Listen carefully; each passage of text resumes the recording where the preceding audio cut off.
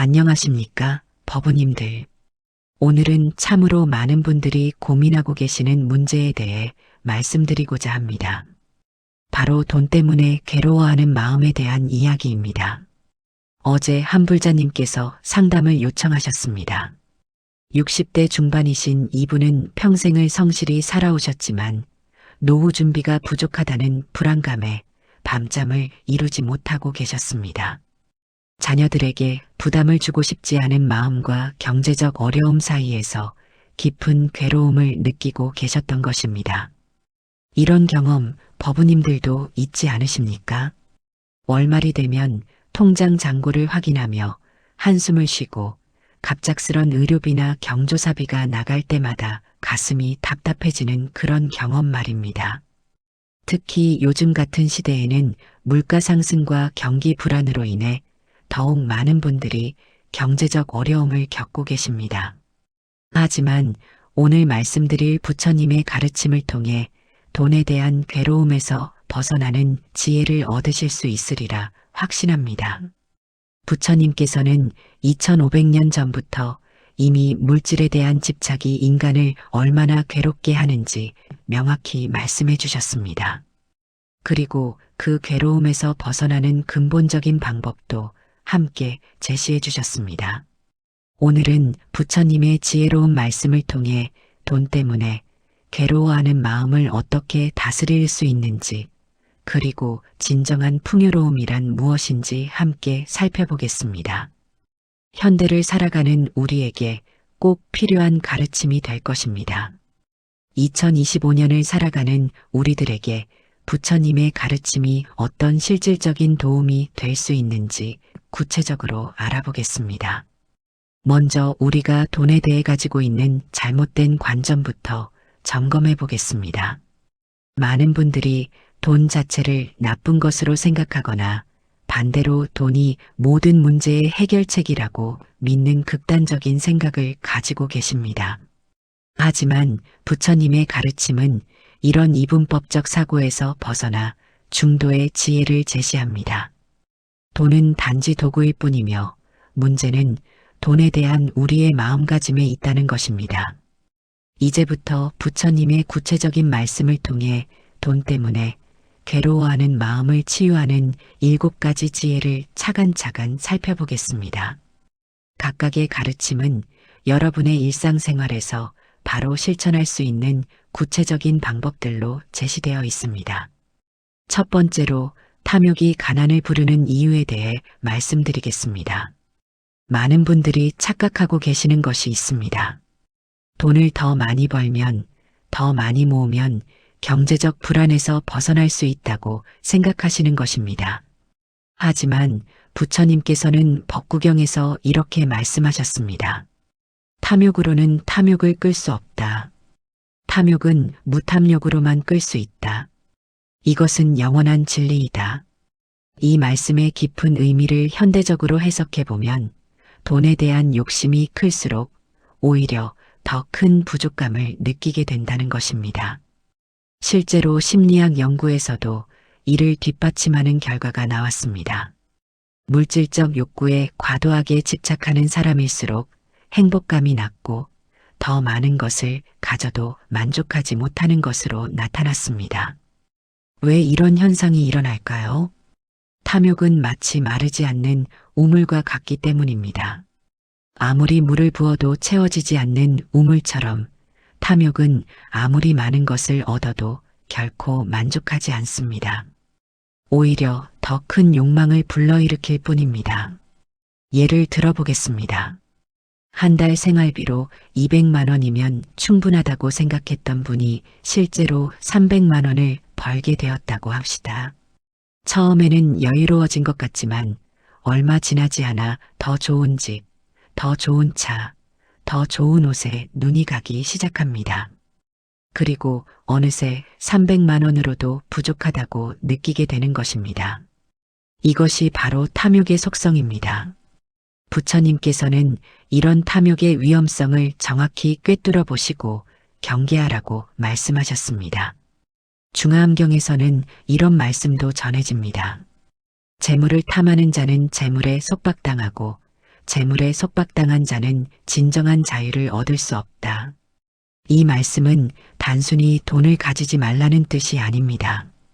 돈에 마음이 속박당하지 말라는 뜻입니다. 그렇다면 구체적으로 어떻게 해야 탐욕에서 벗어날 수 있을까요? 첫째, 현재 가진 것에 대한 감사의 마음을 기르는 것입니다.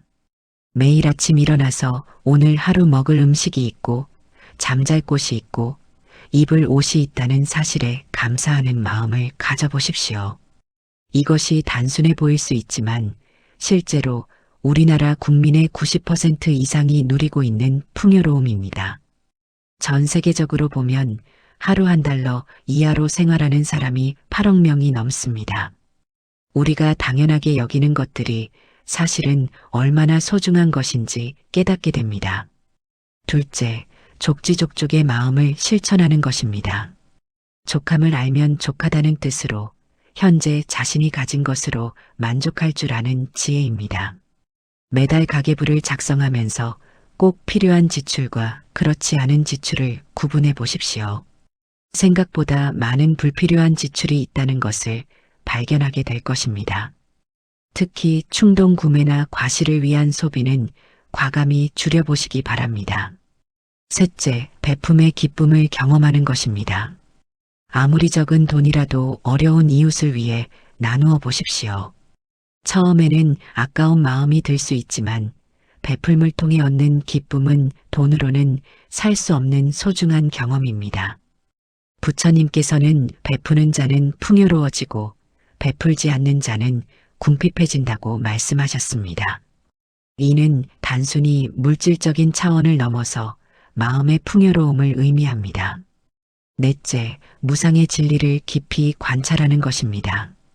모든 것은 변하고 흐르는 것이며 영원한 것은 아무것도 없다는 부처님의 가르침을 일상에서 실천해 보십시오. 돈도 마찬가지입니다. 오늘 있던 돈이 내일 없을 수도 있고 오늘 없던 돈이 내일 생길 수도 있습니다. 중요한 것은 변화하는 상황에 일희일비하지 않는 평정심을 기르는 것입니다.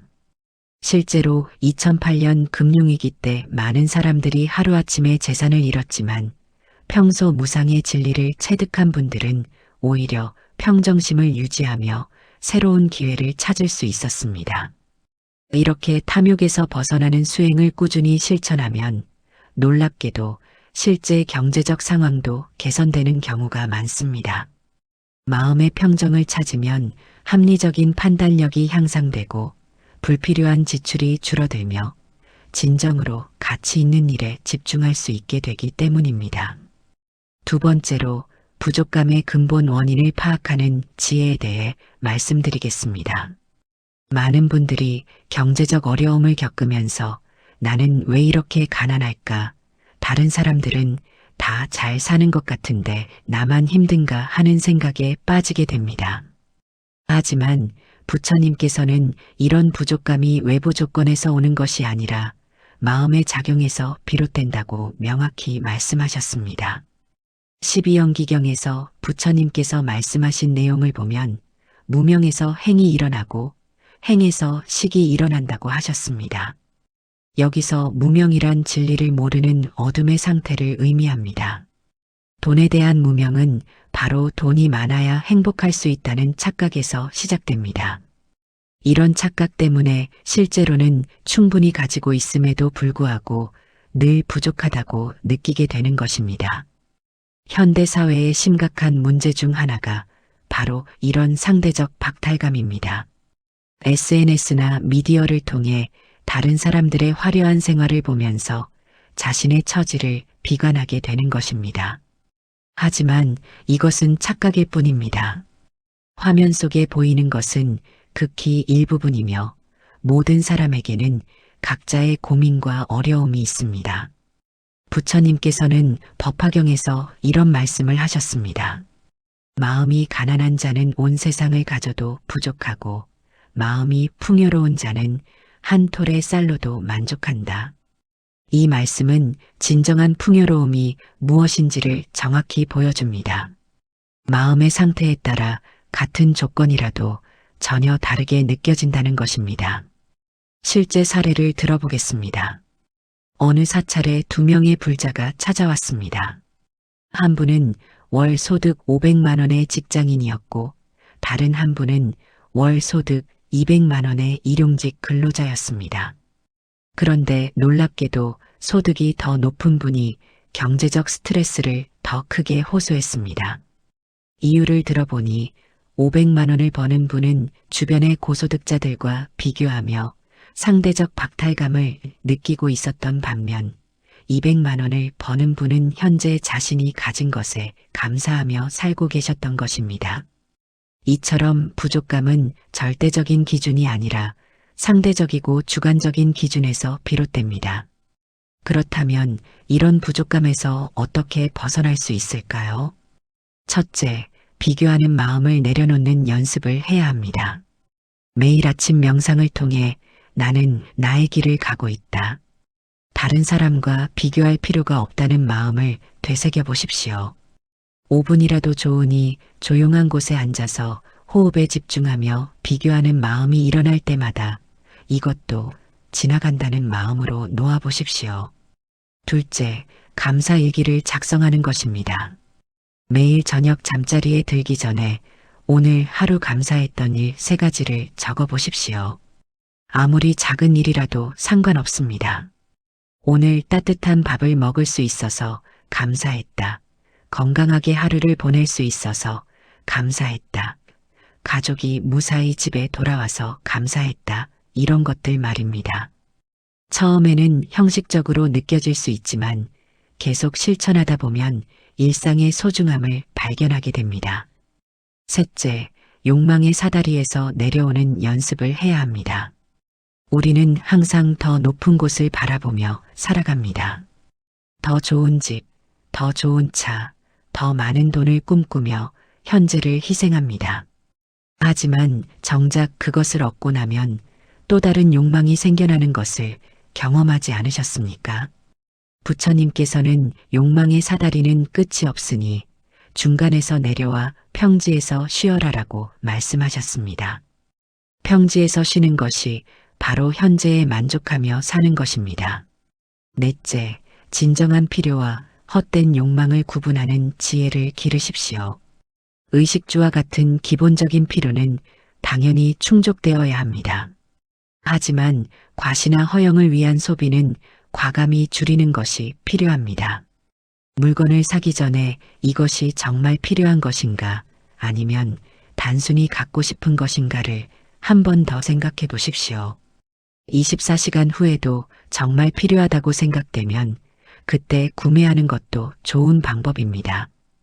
다섯째, 무소유의 자유로움을 체험해 보십시오. 일주일에 한 번씩은 아무것도 사지 않는 날을 정해 보십시오.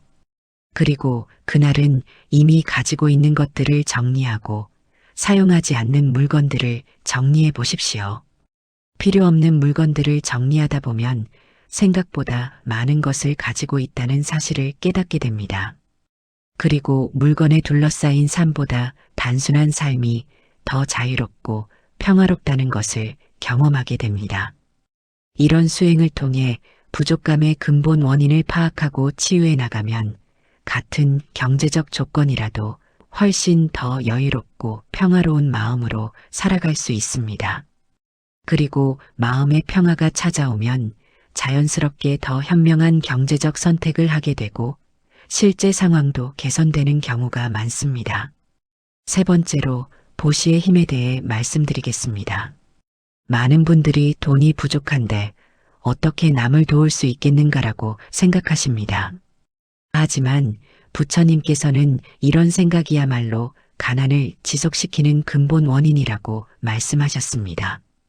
아함경에서 부처님께서 아난다 존자에게 하신 말씀을 보면 베푸는 마음이 있는 자에게는 항상 풍요로움이 따르고 베푸는 마음이 없는 자에게는 항상 부족함이 따른다고 하셨습니다. 이는 단순한 인과응보의 차원을 넘어서 마음의 작용에 관한 깊은 진리를 담고 있습니다. 베푸는 마음은 움켜쥐는 마음과 정반대입니다. 움켜쥐는 마음은 두려움과 불안에 기초하지만 베푸는 마음은 풍요로움과 신뢰에 기초합니다. 이런 마음의 차이가 실제 현실을 만들어내는 힘이 됩니다. 구체적인 사례를 들어보겠습니다. 어느 할머니께서 매달 50만 원의 기초연금으로 생활하고 계셨습니다. 객관적으로 보면 매우 어려운 상황이었지만 이 할머니는 매달 5만 원씩을 불우이웃 돕기에 기부하고 계셨습니다. 주변 사람들은 자신도 힘든데 왜 그러시냐고 말렸지만 할머니는 내가 가진 것도 다 부처님께서 주신 것인데 나누어야 복이 온다고 말씀하셨습니다. 신기한 것은 이 할머니께서 늘 필요한 때에 필요한 도움을 받게 되셨다는 것입니다. 때로는 이웃에서 반찬을 나누어 주시고, 때로는 자녀들이 예상치 못한 용돈을 드리고, 때로는 작은 일거리가 생기기도 했습니다. 결코 풍족하지는 않았지만 늘 부족함 없이 지낼 수 있었습니다. 이것이 바로 보시의 신비로운 힘입니다. 부처님께서는 보시를 세 가지로 나누어 설명하셨습니다. 첫째는 재시로 물질적인 도움을 주는 것입니다. 둘째는 법시로 지혜나 지식을 나누어 주는 것입니다. 셋째는 무해시로 두려움에서 벗어나도록 도와주는 것입니다. 경제적으로 어려운 상황에서도 할 수 있는 보시가 많이 있습니다. 돈이 없어도 시간을 내어 봉사활동을 할 수 있고, 물질이 없어도 따뜻한 말 한마디로 위로할 수 있으며, 지식이 없어도 경험을 나누어 줄 수 있습니다. 특히 어르신들의 경우 평생의 경험과 지혜가 젊은 세대들에게는 귀중한 보물입니다. 이런 것들을 나누어 주는 것도 훌륭한 보시입니다. 보시를 실천할 때 중요한 것은 마음가짐입니다. 억지로 하거나 남에게 보이기 위해 하는 보시는 진정한 보시가 아닙니다. 진정한 보시는 자발적이고 기쁜 마음으로 하는 것입니다. 화엄경에서는 보시할 때 시주하는 자도 없고 받는 자도 없고 보시하는 물건도 없다는 삼륜청정의 가르침을 전합니다. 이는 보시를 할 때 내가 베풀었다는 아상에 떨어지지 말라는 뜻입니다. 진정한 보시는 자연스럽고 담담한 마음으로 하는 것입니다. 그렇다면 구체적으로 어떻게 보시를 실천할 수 있을까요? 첫째, 작은 것부터 시작하십시오. 매일 동네를 산책할 때 길거리에 떨어진 쓰레기를 하나씩 주워서 버리는 것도 보시입니다. 엘리베이터에서 만난 이웃에게 먼저 인사하는 것도 보시입니다. 버스나 지하철에서 노약자에게 자리를 양보하는 것도 보시입니다. 둘째, 정기적으로 조금씩이라도 돈으로 하는 보시를 실천해 보십시오. 월 소득의 1%라도 좋으니 꾸준히 기부해 보십시오. 중요한 것은 액수가 아니라 꾸준함입니다. 매달 10,000원이라도 1년이면 12만 원, 10년이면 120만 원이 됩니다. 이런 작은 실천이 쌓이면 큰 힘이 됩니다. 셋째, 시간 보시를 실천해 보십시오. 주말에 몇 시간씩 지역 복지관이나 요양원에서 봉사활동을 해보십시오. 거동이 불편한 어르신들의 말벗이 되어드리는 것만으로도 큰 도움이 됩니다. 또한 젊은 세대들에게 인생 경험을 나누어주는 멘토링도 좋은 시간 보시입니다. 넷째, 지식 보시를 실천해 보십시오. 자신이 평생 쌓아온 기술이나 지식을 후배들에게 전해 주십시오. 요리 잘하시는 분은 요리를 가르쳐 주시고 바느질 잘하시는 분은 바느질을 가르쳐 주십시오. 컴퓨터를 잘 다루시는 분은 디지털 문해력이 부족한 분들을 도와주십시오. 다섯째, 무해시를 실천해 보십시오. 두려움이나 불안에 빠진 사람들을 위로하고 격려해 주십시오. 괜찮다, 잘 될 것이다. 함께 이겨내자는 따뜻한 말 한마디가 때로는 큰 돈보다 더 큰 도움이 됩니다. 특히 같은 어려움을 겪어본 경험이 있다면 그 경험을 나누어 주시는 것이 큰 힘이 됩니다. 이렇게 다양한 형태의 보시를 꾸준히 실천하다 보면 놀라운 변화를 경험하게 됩니다. 먼저 마음이 넉넉해집니다. 베푸는 기쁨을 알게 되면 받기만 하려는 조급함이 사라집니다. 그리고 사람들과의 관계가 좋아집니다. 진심으로 남을 돕는 사람 주변에는 자연스럽게 도움의 손길이 모여듭니다. 마지막으로 경제적 상황도 개선되는 경우가 많습니다. 이는 신비한 일이 아니라 자연스러운 인과의 법칙입니다. 베푸는 마음을 가진 사람은 더 많은 기회를 발견하고 더 많은 사람들의 신뢰를 얻게 되기 때문입니다. 네 번째로 마음의 평정심을 기르는 수행법에 대해 말씀드리겠습니다. 돈 문제로 괴로워하시는 분들을 보면 대부분 마음이 흔들리고 불안정한 상태에 있습니다. 통장 잔고가 줄어들 때마다 가슴이 답답해지고 예상치 못한 지출이 생기면 밤잠을 이루지 못합니다. 하지만 부처님께서는 외부 상황에 일희일비하지 않는 평정심이야말로 모든 문제를 해결하는 열쇠라고 말씀하셨습니다. 중론에서 용수보살은 모든 고통은 마음의 작용에서 비롯된다. 마음이 평정하면 어떤 상황에서도 고통받지 않는다고 하셨습니다. 이는 경제적 어려움도 마찬가지입니다. 같은 경제적 조건이라도 마음이 평정한 사람과 그렇지 않은 사람의 삶의 질은 천지 차이입니다. 실제로 2020년 코로나19 팬데믹 때 많은 사람들이 경제적 어려움을 겪었습니다. 하지만 그 중에서도 평소 마음 수행을 꾸준히 해온 분들은 상대적으로 평정심을 유지하며 위기를 극복해 나갔습니다. 반면 평소 물질에만 의존해 살던 분들은 큰 충격과 절망에 빠졌습니다. 이처럼 평정심은 경제적 위기 상황에서 더욱 중요한 덕목이 됩니다. 그렇다면 구체적으로 어떻게 평정심을 기를 수 있을까요? 부처님께서 제시하신 다양한 수행법 중에서 현대인이 실천하기 쉬운 방법들을 소개해 드리겠습니다. 첫째, 호흡 명상을 통한 평정심 기르기입니다. 매일 아침 일어나서 10분, 저녁 잠자리에 들기 전 10분씩 호흡 명상을 해보십시오. 조용한 곳에 편안히 앉아서 눈을 감고 자연스러운 호흡에 집중합니다. 들숨과 날숨을 의식하면서 마음에 떠오르는 모든 생각들을 그냥 흘려보내십시오. 돈 걱정이 떠오르면 돈 걱정이 일어났구나 하고 담담히 관찰한 후 다시 호흡에 집중합니다. 이런 연습을 꾸준히 하면 일상생활에서도 감정의 파도에 휩쓸리지 않는 평정심을 기를 수 있습니다. 둘째, 무상관 수행을 실천해 보십시오.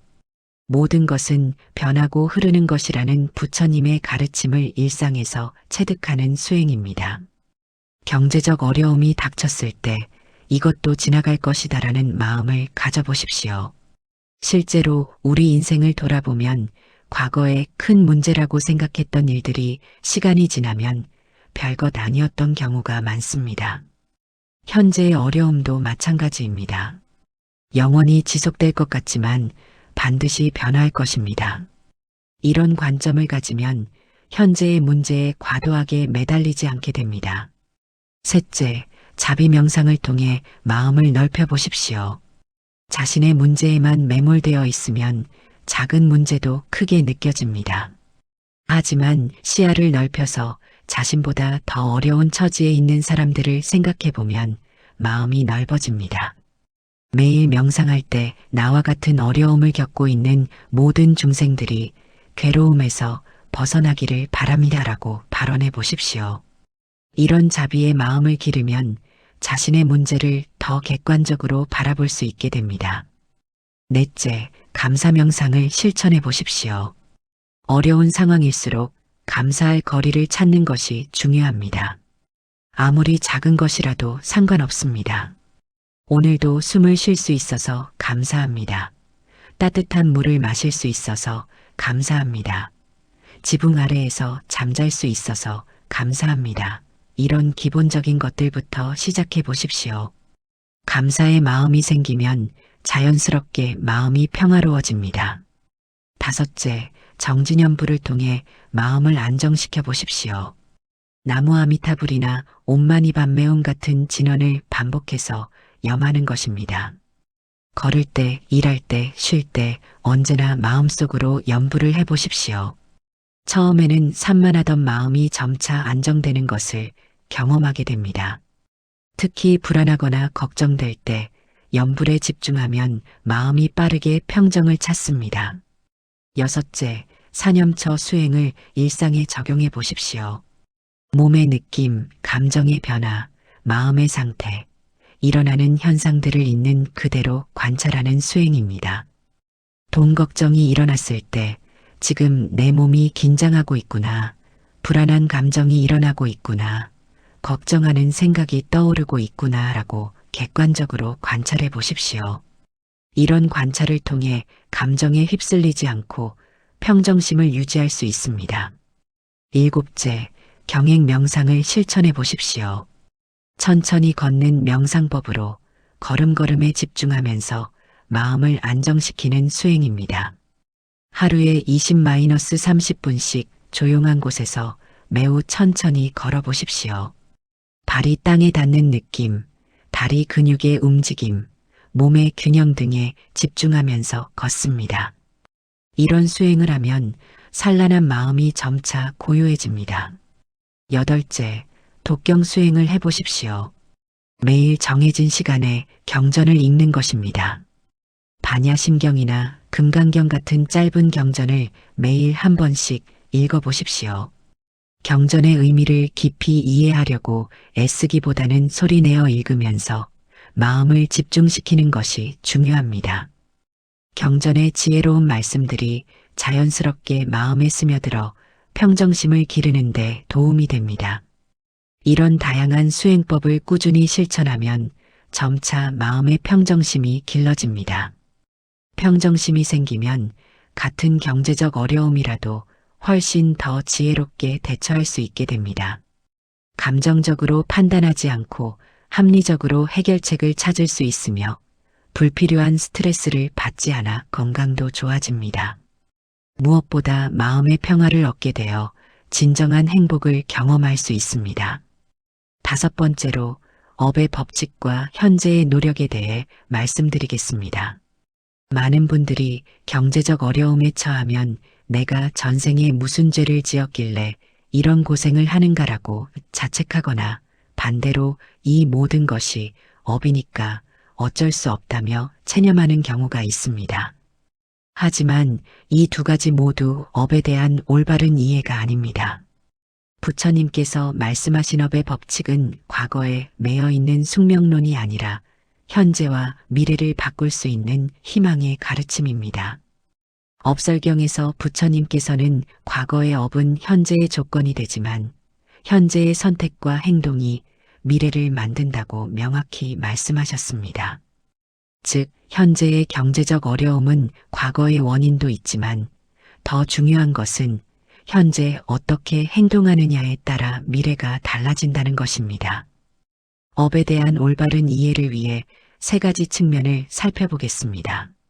첫째, 업의 과보는 복잡하고 다층적입니다.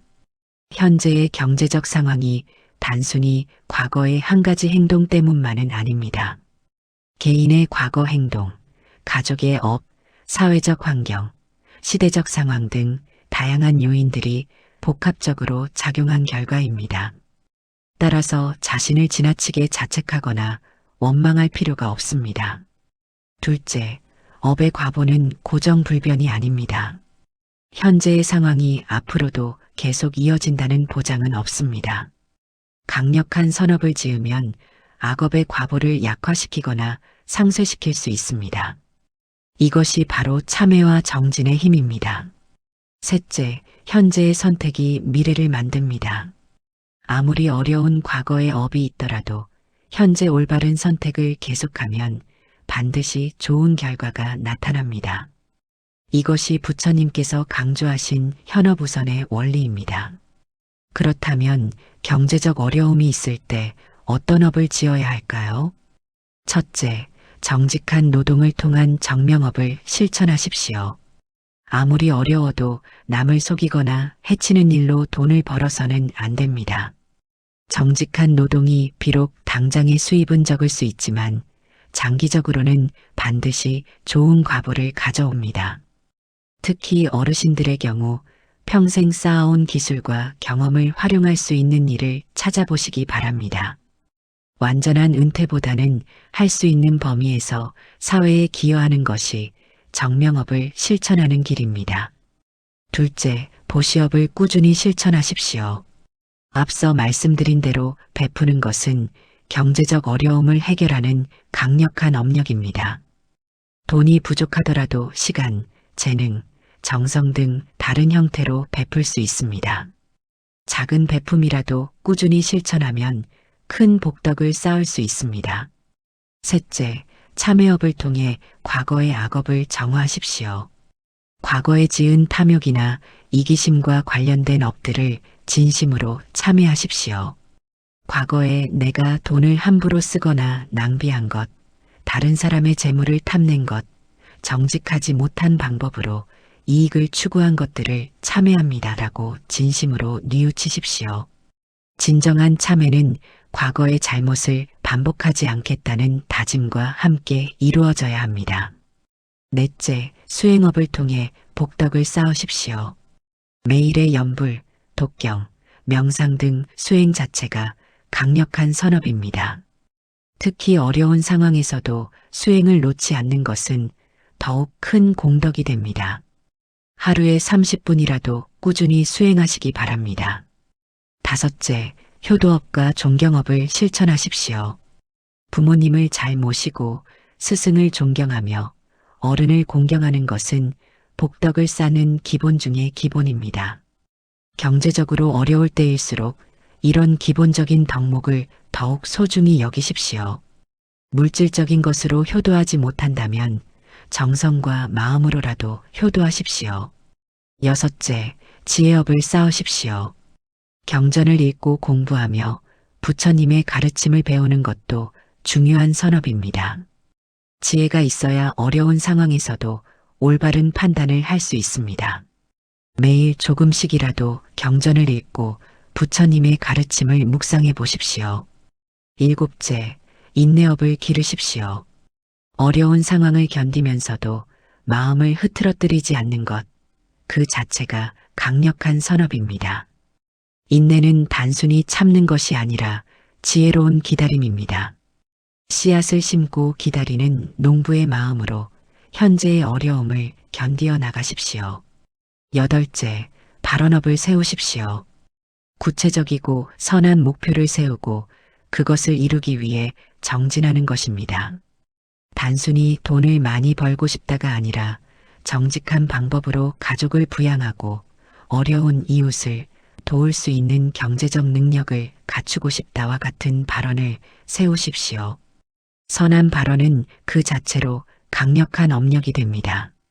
이렇게 다양한 선업을 꾸준히 쌓아가면 반드시 좋은 변화가 나타납니다.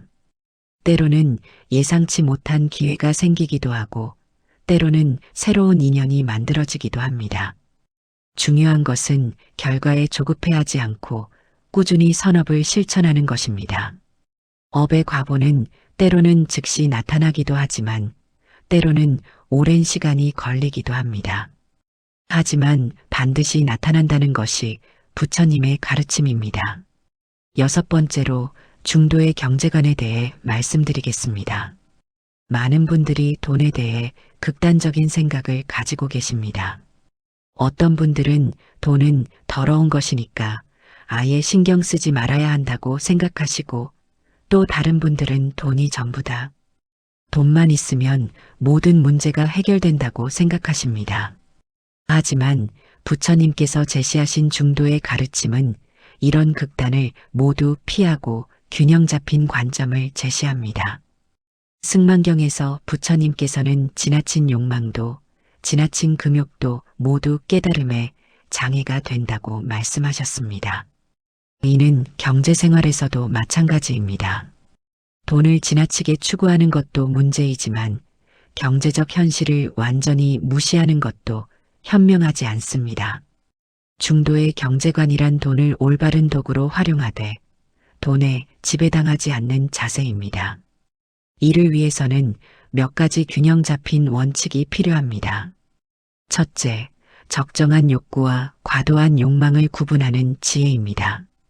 인간이 건강하고 품위 있는 생활을 하기 위해서는 기본적인 경제적 기반이 필요합니다. 의식주를 해결하고 교육을 받고 의료 혜택을 누리고 노후를 준비하는 것은 적정한 욕구입니다. 하지만 과시나 허영을 위한 소비, 남과 비교하기 위한 소비는 과도한 욕망에 해당합니다. 예를 들어 비 오는 날을 막아주는 집은 필요하지만 남들에게 자랑하기 위한 호화 저택은 과도한 욕망입니다. 이동하기 위한 차는 필요하지만 과시하기 위한 고급차는 과도한 욕망입니다. 이런 구분을 명확히 하면 진정으로 필요한 것에 집중할 수 있습니다. 둘째, 벌기와 쓰기의 균형을 맞추는 지혜입니다. 돈을 버는 것과 쓰는 것 사이에 적절한 균형이 필요합니다.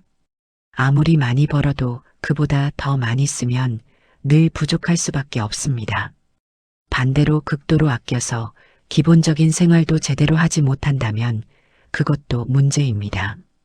부처님께서는 제가자를 위해 수입의 14은 현재 생활비로, 12은 사업 투자로, 14은 비상자금으로 저축하라는 구체적인 지침을 주셨습니다. 이 비율이 현대에 그대로 적용되기는 어렵지만 계획적이고 균형 잡힌 경제관리의 중요성을 보여주는 가르침입니다. 셋째, 현재와 미래의 균형을 맞추는 지혜입니다. 현재의 행복만 추구하며 미래를 준비하지 않는 것도 문제이고 미래만 걱정하며 현재를 희생하는 것도 문제입니다. 특히 고령화 시대에는 노후 준비가 중요하지만 그렇다고 현재의 삶을 완전히 포기할 필요는 없습니다. 가능한 범위에서 미래를 준비하되 현재도 충실히 사는 것이 중도의 자세입니다. 넷째, 개인과 사회의 균형을 맞추는 지혜입니다. 자신만의 경제적 이익만 추구하는 것은 이기심이지만 자신의 정당한 이익까지 포기할 필요는 없습니다. 자신도 잘 살고 남도 잘 살 수 있는 방법을 찾는 것이 중도입니다. 예를 들어 사업을 할 때 고객에게도 도움이 되고 자신에게도 이익이 되는 윈 방식을 추구하는 것입니다. 다섯째, 물질과 정신의 균형을 맞추는 지혜입니다. 물질적 풍요만 추구하는 것은 한쪽으로 치우친 것이고 정신적 가치만 강조하며 현실을 무시하는 것도 극단입니다. 건전한 경제활동을 통해 물질적 안정을 도모하되 그것이 전부가 아니라는 것을 아는 것이 중도입니다. 돈으로 살 수 없는 것들의 가치도 함께 소중히 여기는 자세입니다. 이런 중도의 경제관을 실천하기 위한 구체적 방법들을 제시해 보겠습니다. 첫째, 정기적인 경제 상황 점검을 하십시오.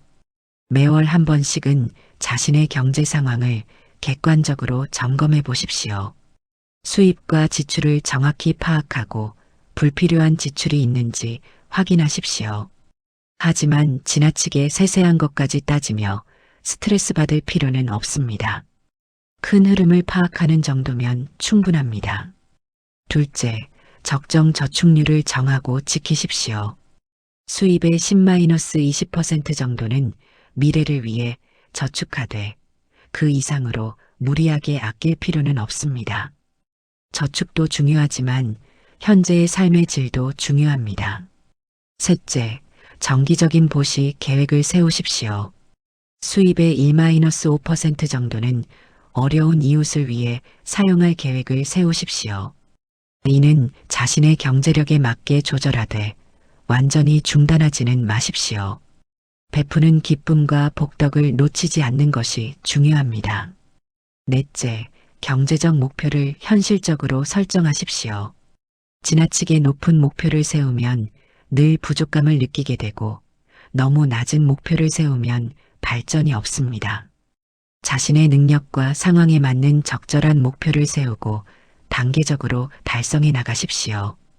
다섯째, 경제적 스트레스를 관리하십시오. 돈 문제로 스트레스를 받는 것은 자연스러운 일이지만 그것이 건강이나 인간관계를 해치도록 방치해서는 안 됩니다. 명상, 운동, 취미 활동 등을 통해 적절히 스트레스를 해소하십시오. 여섯째, 경제적 가치관을 주기적으로 점검하십시오. 자신이 돈을 어떻게 생각하고 있는지, 돈에 대한 태도가 건전한지 스스로 점검해 보십시오. 돈에 지나치게 집착하고 있지는 않은지, 반대로 경제적 현실을 너무 무시하고 있지는 않은지 균형을 맞춰 가십시오. 이렇게 중도의 경제관을 실천하면 돈에 대한 건전한 태도를 기를 수 있습니다. 돈을 악마시하지도 우상화하지도 않으면서 삶을 풍요롭게 하는 도구로 현명하게 활용할 수 있게 됩니다. 일곱 번째로 진정한 풍요로움의 의미에 대해 말씀드리겠습니다. 많은 분들이 풍요로움을 단순히 물질적 풍부함으로만 생각하십니다. 하지만 부처님께서 말씀하신 진정한 풍요로움은 훨씬 더 깊고 넓은 의미를 가지고 있습니다. 화엄경에서 부처님께서는 마음이 풍요로운 자는 온 우주가 자신의 것이고 마음이 메마른 자는 온 세상을 가져도 빈곤하다고 말씀하셨습니다. 이는 진정한 풍요로움이 마음의 상태에 달려있다는 깊은 진리를 보여줍니다. 현대 사회에서 우리는 종종 착각에 빠집니다. 더 많은 돈, 더 좋은 물건, 더 높은 지위를 얻으면 행복하고 풍요로워질 것이라고 생각합니다. 하지만 실제로는 그런 것들을 얻어도 또 다른 욕망이 생겨나고 더 큰 부족감을 느끼게 되는 경우가 많습니다. 이는 진정한 풍요로움을 외부에서 찾고 있기 때문입니다. 진정한 풍요로움은 네 가지 차원에서 이해할 수 있습니다. 첫 번째는 물질적 풍요로움입니다. 기본적인 생활을 영위할 수 있는 적절한 경제적 기반을 갖추는 것입니다. 이는 분명히 중요한 요소이지만 풍요로움의 전부는 아닙니다. 굶지 않고 추위에 떨지 않고 기본적인 의료 혜택을 받을 수 있는 정도면 물질적으로는 충분히 풍요로운 것입니다. 이 기준에서 보면 현재 우리나라 대부분의 국민들은 이미 충분히 풍요로운 삶을 살고 있습니다. 두 번째는 관계적 풍요로움입니다. 돈으로 살 수 없는 소중한 인간관계들입니다. 가족의 사랑, 친구의 우정, 이웃과의 정, 스승과 제자의 인연 등은 아무리 많은 돈을 주어도 살 수 없는 귀중한 재산입니다. 실제로 많은 연구에서 인간관계가 풍부한 사람들이 그렇지 않은 사람들보다 훨씬 더 행복하고 만족스러운 삶을 산다는 것이 확인되었습니다. 경제적으로 어려워도 따뜻한 인간관계가 있다면 그 자체로 큰 풍요로움입니다. 반대로 아무리 돈이 많아도 외롭고 고립되어 있다면 진정한 풍요로움과는 거리가 멉니다. 세 번째는 정신적 풍요로움입니다. 지혜, 덕성, 평화로운 마음, 감사하는 마음, 자비로운 마음 등은 돈으로 살 수 없는 내면의 재산들입니다. 부처님께서는 정신적 재산은 도둑이 훔쳐갈 수도 없고 불이나 물이 파괴할 수도 없는 영원한 재산이라고 말씀하셨습니다. 평생에 걸쳐 쌓아온 지혜와 경험, 따뜻한 마음씨, 남을 이해하고 배려하는 능력 등은 나이가 들수록 더욱 빛을 발하는 소중한 재산들입니다. 특히 어르신들은 이런 정신적 재산이 매우 풍부하신 경우가 많습니다. 이런 것들의 가치를 제대로 인식한다면 자신이 얼마나 풍요로운 존재인지 깨달을 수 있습니다. 네 번째는 영적 풍요로움입니다. 부처님과의 인연, 법과의 만남, 수행을 통해 얻는 내면의 평화와 자유로움은 가장 소중한 재산입니다. 이 세상의 모든 재물을 다 주어도 바꿀 수 없는 무가보입니다. 매일 부처님께 예배드릴 수 있고 경전을 읽을 수 있고 명상할 수 있고 사찰에 나가 법문을 들을 수 있다는 것 자체가 엄청난 복입니다. 이런 영적 자산이 있는 사람은 어떤 어려움이 와도 흔들리지 않는 내적 힘을 갖게 됩니다. 그렇다면 이런 진정한 풍요로움을 어떻게 기를 수 있을까요? 첫째, 이미 가진 것들의 가치를 재발견하십시오. 매일 아침 일어나서 자신이 가진 것들을 하나씩 떠올려 보십시오. 건강한 몸, 맑은 정신, 사랑하는 가족, 좋은 친구들, 경험과 지혜, 부처님과의 인연 등등. 이런 것들의 진정한 가치를 깨달으면 자신이 얼마나 풍요로운 존재인지 알게 됩니다. 둘째, 나눔의 기쁨을 적극적으로 실천하십시오. 자신이 가진 것을 나누어 줄 때 진정한 풍요로움을 경험하게 됩니다. 물질뿐만 아니라 시간, 관심, 사랑, 지혜 등 모든 것을 나누어 보십시오. 베풀 때 느끼는 기쁨과 보람은 받을 때의 기쁨보다 훨씬 큽니다. 셋째, 감사의 마음을 적극적으로 표현하십시오. 감사는 풍요로움을 느끼게 하는 가장 강력한 마음입니다. 가족에게, 친구에게, 이웃에게, 그리고 부처님께 감사의 마음을 자주 표현하십시오. 감사의 말을 많이 할수록 자신의 삶이 얼마나 은혜로 가득한지 깨닫게 됩니다. 넷째, 현재 순간의 아름다움을 발견하십시오. 과거의 아쉬움이나 미래의 걱정에 매달리지 말고 지금 이 순간의 소중함을 느껴보십시오. 따뜻한 햇살, 시원한 바람, 새소리, 꽃향기 등 일상의 작은 아름다움들을 의식적으로 느껴보십시오.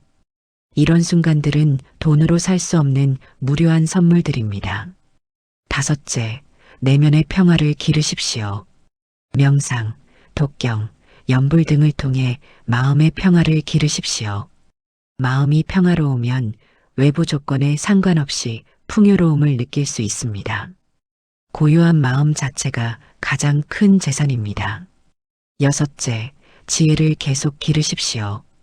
나이가 들어도 배움을 멈추지 마십시오. 경전 공부, 법문 청취, 독서, 새로운 기술 습득 등을 통해 계속 성장하십시오. 늘어가는 지혜와 경험은 그 무엇과도 바꿀 수 없는 소중한 재산입니다. 일곱째, 의미 있는 일에 참여하십시오. 자원봉사, 후배지도, 사회기여 활동 등 자신보다 큰 가치를 위해 일할 때 진정한 풍요로움을 경험합니다. 자신의 존재가 세상에 도움이 되고 있다는 느낌은 그 어떤 물질적 풍요보다 큰 만족감을 줍니다. 이렇게 진정한 풍요로움을 추구하다 보면 놀라운 일이 일어납니다. 돈에 대한 걱정과 불안이 자연스럽게 줄어들고 현재 자신이 가진 것들에 대한 감사와 만족이 커집니다. 그리고 역설적이게도 이런 마음을 가질 때 실제 경제적 상황도 개선되는 경우가 많습니다. 마음의 여유가 생기면 더 현명한 판단을 하게 되고 좋은 기회들도 더 잘 보이게 되기 때문입니다. 무엇보다 중요한 것은 진정한 행복과 평화를 경험하게 된다는 것입니다. 법우님들, 오늘 말씀드린 7가지 지혜를 다시 한번 정리해 보겠습니다. 첫째, 탐욕이 가난을 부른다는 사실을 깨닫고 족지족족의 마음을 기르는 것. 둘째, 부족감의 근본 원인이 마음에 있음을 알고 비교하는 마음에서 벗어나는 것. 셋째, 보시의 힘을 믿고 작은 것부터라도 꾸준히 베푸는 마음을 실천하는 것. 넷째, 다양한 수행법을 통해 어떤 상황에서도 흔들리지 않는 평정심을 기르는 것. 이 4가지는 돈 때문에 괴로워하는 마음을 근본적으로 치유하는 부처님의 지혜입니다. 현대를 살아가는 우리들에게도 여전히 유효하고 강력한 가르침입니다. 오늘 이 말씀들이 법우님들의 마음에 깊이 새겨져서 경제적 어려움으로 인한 괴로움에서 벗어나는 계기가 되기를 간절히 기원합니다. 부처님의 자비로운 가르침이 여러분의 삶을 더욱 평화롭고 풍요롭게 만들어 주시기를 발언합니다. 이 공덕이 모든 중생들과 함께 나누어져서 세상의 모든 이들이 경제적 불안에서 벗어나 진정한 행복을 누리기를 바랍니다. 나무아미타불 관세음보살, 오늘도 함께해 주신 모든 법우님들께 감사드립니다. 좋아요 버튼을 눌러주시고 이 영상이 도움이 되셨다면 댓글로 여러분의 소중한 경험도 나누어 주십시오. 더 많은 부처님의 지혜로운 가르침으로 다시 찾아뵙겠습니다.